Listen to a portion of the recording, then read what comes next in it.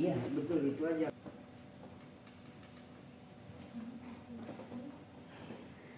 Ini kemudian ini filenya P53 bisa lah ini dia.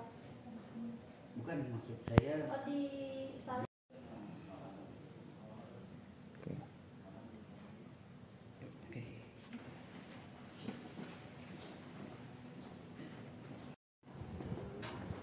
sudah Bang.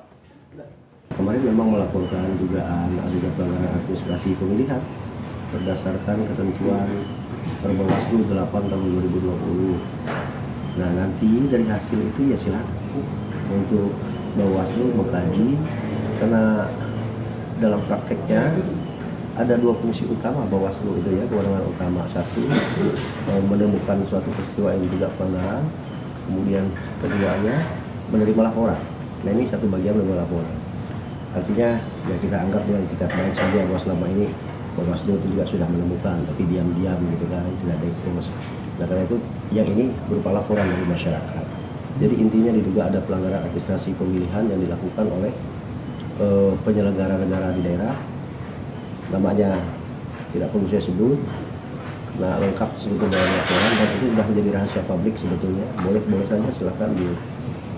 Jadi kita duga ada penyalahgunaan kewenangan program yang menguntungkan pasangan calon yang dilakukan, saya langsung sebut Gubernur Kalimantan Tengah, kemudian Wakil Gubernur Kalimantan Tengah yang juga incumbent dalam isi laporan itu, kemudian ada beberapa kepala dinas perangkat daerah, kemudian juga ada kemungkinan keterlibatan direksi komisaris badan usaha milik daerah, misalnya Bank Kalteng, PT Jam Kerja Kalteng, kemudian perusahaan daerah di Bernama Tigang Makmur, ya.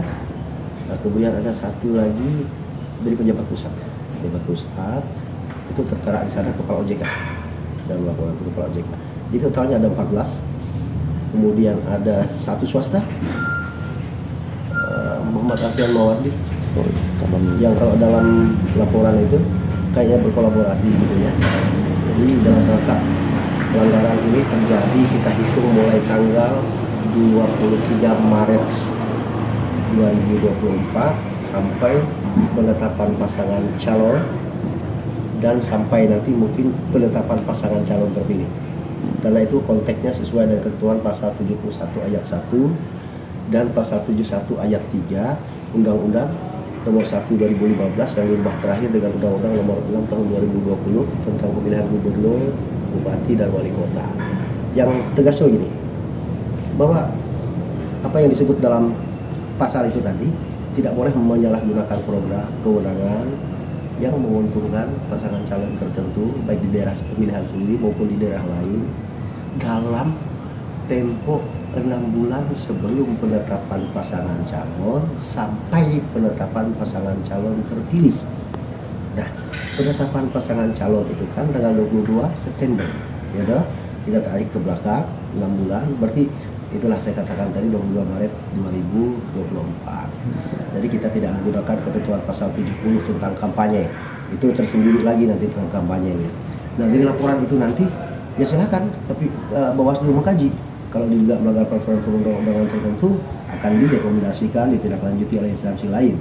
Kalau itu pelanggaran administrasi murni yang menjadi kewenangan Bawaslu, maka Bawaslu akan putuskan sendiri.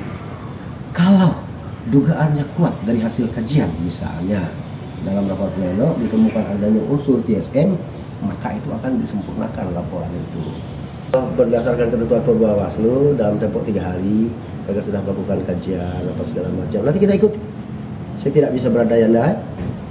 Kita ikuti alurnya. Ketika itu kan sengketa dalam proses pelanggaran administrasi itu kan banyak. Bisa nanti berbuah ke DKPP, itu pelanggaran kode etik misalnya. Ya. Jadi tidak akan terus berlanjut. Dan tidak mustahil ada beberapa pasangan calon dalam pemilu yang sebelumnya ketika sudah ditetapkan sebagai pasangan calon bisa dibatalkan kok. Ya. Untuk di kabupaten Pak, ini kan pelapornya kan dari Kapuas. Ini untuk di kabupaten sendiri kan tadi ada satu nama yang dilaporkan juga tuh. Oh iya, gimana? dalam rangkaian ikut bersama-sama di untuk pilgub provinsi. Karena ternyata hubungan mereka linear. Okay. Ini untuk menggambarkan sebuah organisasi yang dirancang apik dari awal.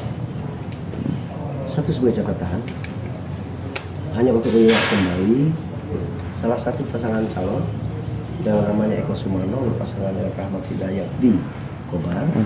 Dulu beliau, kalau kawan-kawan masih ingat putusan Mahkamah Konstitusi ya 2010 tanggal 7 Juli 2010, dulu beliau berpasangan dengan gubernur sekarang dalam pemilihan bupati dan wakil bupati Kota Waringin Barat 2010 yang akhirnya berbuah terstruktur, sistematis, masif didiskualifikasi oleh Mahkamah Konstitusi. Oke. Ini sebagai tanda saja. Apakah ini berhubungan, nanti kita lihat dalam tabel itu kelihatan hubungan apa enggak. Dan dalam uraian bisa dikaji, dalam uraian itu jelas ya, runtut sistematis gitu. Ada rencana untuk melaporkan juga Pak di kabupaten sendiri, apakah ada? Nanti sesuai kewenangannya Bawaslu bisa saja melakukan di Kapuas yang ada kaitannya dengan Kapuas langsung meluncur ke sana untuk melaporkan juga ya? Kalau di sana di Kobar juga. Oke. Baik, dari Bawaslu sudah kami terima, tanda terima sudah kita berikan juga kepada terlapor, ada formulir khusus ya sebagai tanda terima. Kemudian kita lanjut di Bawaslu, tentunya kita akan tangani sesuai dengan mekanisme yang diatur dalam Perbawaslu 8 tahun 2020. Nah, kemudian langkah selanjutnya dalam waktu kita akan melakukan kajian awal ya. Kemudian kalau misalnya kajian awalnya itu memenuhi unsur formal materi, maka kita akan melakukan registrasi. Ya, karena dugaannya ini kan berkaitan dengan tindak pidana pemilihan dan juga netralitas. Untuk tindak pidana pemilihan setelah registrasi dalam 1 kali 24 jam kita akan lakukan pembahasan di Sentra Gakumdu, yaitu Sentra Penegakan Hukum Terpadu, di mana di dalamnya itu ada polisi dan jaksa. Ya. Oke, Bu. Nantinya apakah ini juga sudah disampaikan juga terhadap terlapor yang beberapa pejabat ini? Apakah itu sudah dilakukan atau bagaimana, Bu? Ini apakah memang dilakukan secara internal dulu? Bagaimana, Bu? Saat ini masih internal karena tahapannya masih proses kajian awal. Kalau di kajian awal itu memenuhi unsur formal material, ya maka kita registrasi. Ketika diregistrasi, maka kita akan melakukan pengkajian. Nanti pengkajiannya terlapor kita akan panggil ke Bawaslu untuk melakukan klarifikasi. Ya, nanti terlapornya akan disurati, Mas. Dilakukan klarifikasi. Kemudian dari hasil pengkajian kami itu akan kita nilai lagi di Sentra Penegakan Hukum Terpadu apakah benar ada peristiwa hukum tindak pidana pemilihan kemudian berkaitan dengan pasal yang dilanggar. Oke. Bu, berapa lama, Bu, untuk proses ini dilakukan? Kalau sekarang kajian awal ini kan paling lama 2 hari. Nanti setelah 2 hari, hari ini besok ya. Kemarin kita terima laporannya. Jadi hari ini sampai besok kita sudah pleno di tingkat pimpinan. Kalau kita putuskan itu memenuhi syarat formal dan materi, kita registrasi. Kemudian setelah besok akan dihitung 5 hari kalender.